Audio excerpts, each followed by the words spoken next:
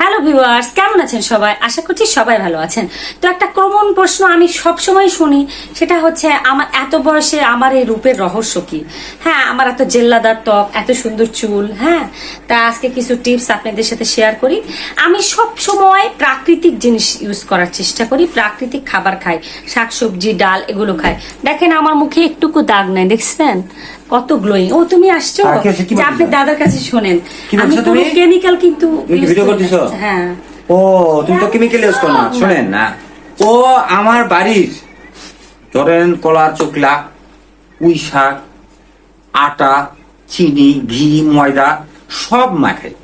এই যত কথা বললো না সব মিথ্যা কথা, সব মানে আটা, সুজি, চিনি, ময়দা, তো কলার চোখলা, এমনকি বেগুন ভর্তাও পর্যন্ত মুখে মাখে। আর বুড়ি হয়ে করে শুনে যাচ্ছে চুপ। কথা কইছি তোকে এগুলা কথা কইছি আমি? ভালো ভালো কথা কবি, ওপেন কাছে খারাপ কথা কয়। হ্যাঁ, খারাপ কথা কয়।